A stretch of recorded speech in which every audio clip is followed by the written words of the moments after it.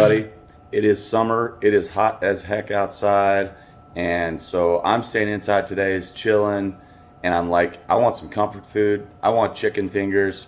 I want them keto style. So I'm going to play around and apply some keto type recipes to chicken fingers, and some things I've read, some things I've watched, and some things I want to try. And I'm going to make keto chicken fingers today. And I'm actually going to try to make enough of them that I can freeze them, put them in my vacuum bags, freeze them, and put them away so that I can have them later and just air fry them to crisp them up. So that's my plan, is to make my own frozen bags of chicken fingers, but I want it to be a great recipe that's completely keto friendly. So I'm bringing you along for the ride on that today. All right, let's just get started with some basics. We're going to need an egg wash straight up to put these chicken strips in. So I'm going to be doing this for a lot of chicken strips, so I'm going to use 4 eggs for now. And if it's not enough, I'll whip some more up later. Oh, one little shell there, don't need that. And we got 4 eggs. And then I like to mix in some heavy whipping cream with my eggs, whether I'm making this or omelets. Heavy whipping cream always just seems to smooth it and thicken it out. And turn it into kind of a nice whipped, egg froth, for lack of a better term. So we're gonna get that going. And you can see that cream working in there, and it makes it really great. This is gonna be, again, this is gonna be our egg bath. We'll just dip all of them in this. We're gonna make some different coatings. We're gonna do a pork rind coating, and we're gonna do one that's more flour based and try them both out. And we're gonna use a mix of spices in each one so that we can have chicken strips that are just kind of normal, and then we'll have chicken strips that are a curry ginger, and ones that are more of a savory. So we're gonna try some different ones, and then we'll cook more that way if we like it, and freeze them. All right, so before our chicken strips go into an egg bath, we want something on the chicken to help it have that egg kind of absorb into it and stick that egg to the chicken, instead of just taking straight egg to the coating substance. And so what I got here is what's called an oat fiber powder. You can get oat fiber or oat fiber powder, not oat flour. That's not what we're talking about. This stuff is super, super fine. And we're gonna have a dish of this just waiting here for each piece of chicken to be slightly coated in it. And this is, again, carbs 3, fiber 3. It's pure fiber. So there's nothing going to go down your system with this. It's completely keto friendly. And this will be our pre-dusting dish right here. All right, next up, I've got a bowl here with crushed pork rinds in it. Pork rinds may not sound awesome to you on the surface, but really they're just a no carb, low carb, totally carb-free way of getting something crunchy. And so I took pork rinds, a bag of them, and you can food process them to get really small. A really easy way is to put them in a bag of, or a giant gallon Ziploc bag, and take a rolling pin to it and just crush them all down to a dust as best you can. And we'll be using this kind of like our breadcrumbs here, but not just by itself. We're gonna put some Parmesan cheese in there. So I'm gonna put about, for this much pork rinds, I'm gonna probably put about 1/4 to 1/2 cup of Parmesan in here to add good flavor to the crust. And I'm just gonna whip that around really quick, get it all kind of mixed up.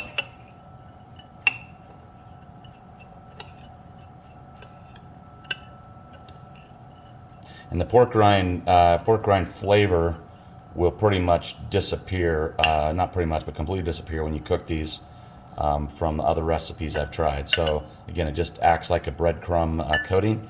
And so if you smell funny smells when you get pork rinds out of the bag, don't worry about it. That's not going to affect the recipe. All right, so we're almost ready to go. We've got our dusting powder, we've got our egg wash, we've got our outside crumbs, but what we don't have is any of our spices. So we want those spices to be there. And I'm pretty sure that if I put those spices in here, they're gonna all kind of sink to the bottom and separate from the crumbs. So I'm actually gonna put them in the dusting powder and keep 2 different dusting powders for different flavors. So I'm gonna take these, and I'm gonna make this first one more of a savory style. So that means we're going to put some black pepper into the mix to help stick to the chicken. So some black pepper, some smoked paprika. I love the smoky flavor. This will be great coming through on the chicken. Again, these will be more savory. And then let's see, we've got this black truffle garlic sauce that I love putting on just about everything. If I can sneak it in somewhere, it's a great flavor. That's a kind of a truffle parmesan, so that'll add some flavor in there too. We're not going to add much salt at all because the pork rinds are already kind of salty to start with, and I don't want the thing to be over salty. So a few dashes of salt there. We're going to add a little bit of onion powder, and we already got the smoked paprika. There's also a smoked garlic that is wonderful that I've been using from Kinder's, and it's pretty good stuff. So smoked garlic, some of that in there, boom, and a little bit of thyme. Let that stick wherever it's going to stick on the chicken. All right, and I'm going to just mix this all up as a powder, real good, and we'll be ready to go. All right, I've got a container here full of chicken tenderloins. At Costco, the chicken tenderloin package price was the same as chicken breasts, so that means they're already chopped up, they're already ready to go. So that's what I'm going to use today to make the chicken tenders. All right, so here goes our first one. We're ready to go with our assembly line. We're going to grab ourselves a chicken tenderloin here. We are going to dust it like that.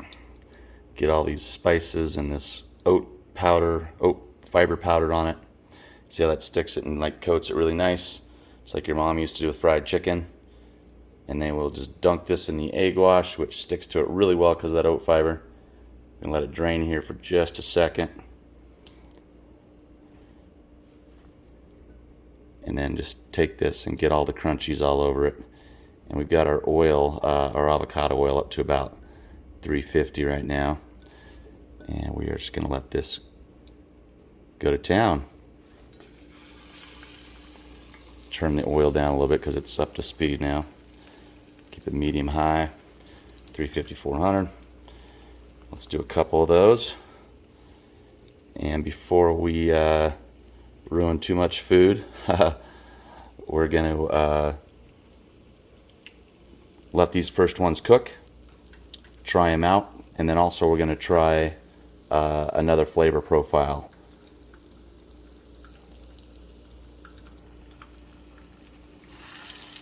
All right, I'm guessing we'd be good with these about 2 minutes per side here. All right, while that's sizzling, we're going to get our other flavor profile ready. So I've taken the oat fiber again, about 3/4 cup of it. I'm going to put in about let's say 2-3 tablespoons of curry powder. This is going to taste so good. And then I'm going to put in some about a teaspoon of ginger. I should do it. I'm just going to whisk that all together. And I am also going to add some black pepper here and a little bit of salt, because this is going to be pretty yummy.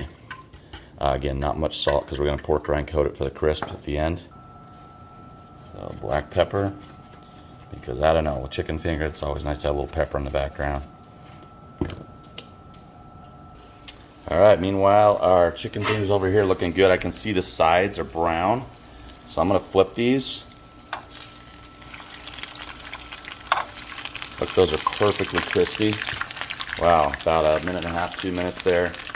And I'm going to see if my meat thermometer will tell me anything about what we're at. Chicken, we're looking like 160-ish, we hope.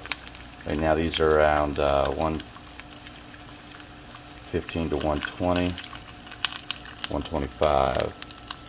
Alright, so we should be there pretty soon. Oh, get off of my fork.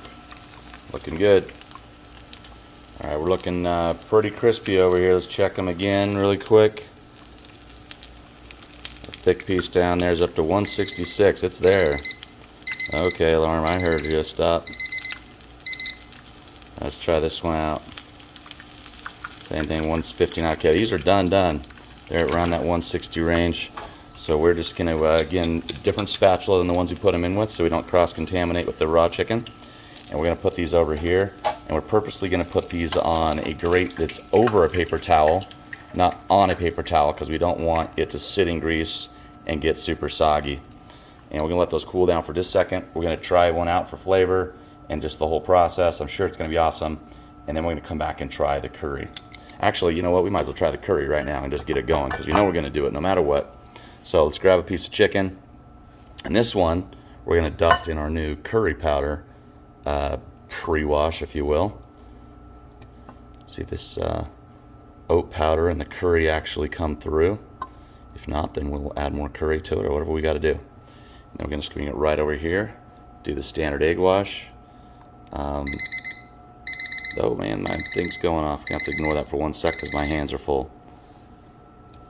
Alright, get some stuff on here.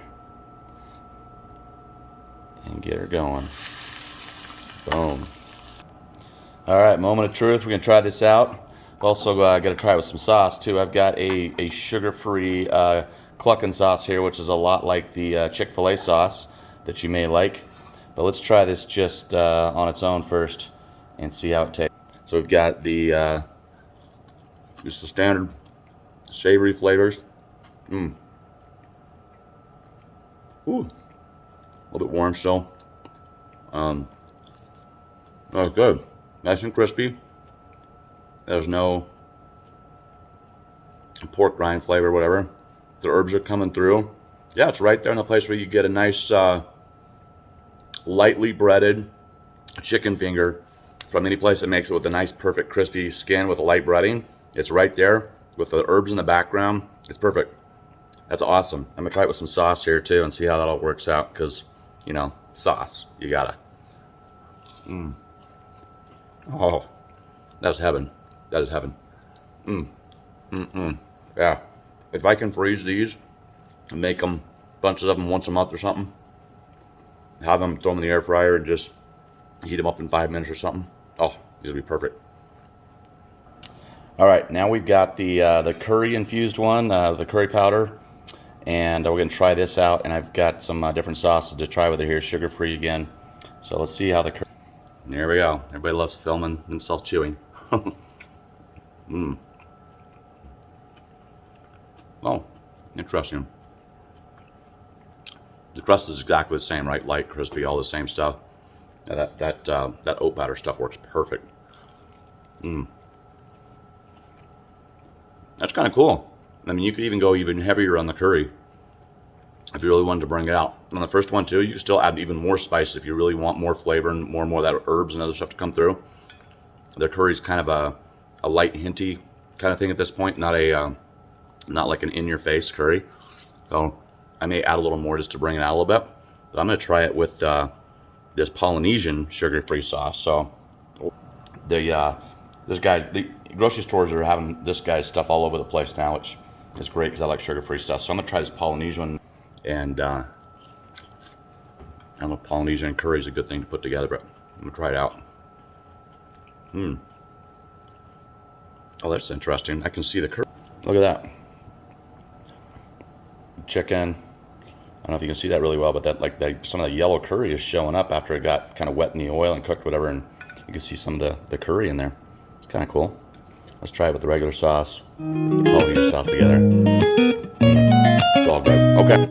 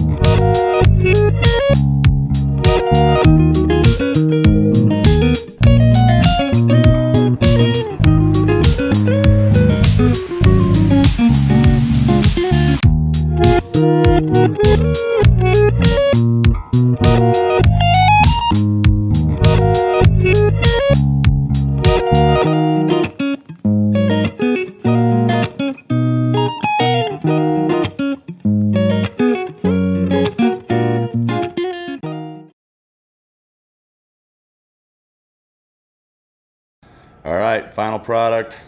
Got 3 big old dishes full of chicken tenders ready to freeze. I'll keep a few fresh for lunch tomorrow.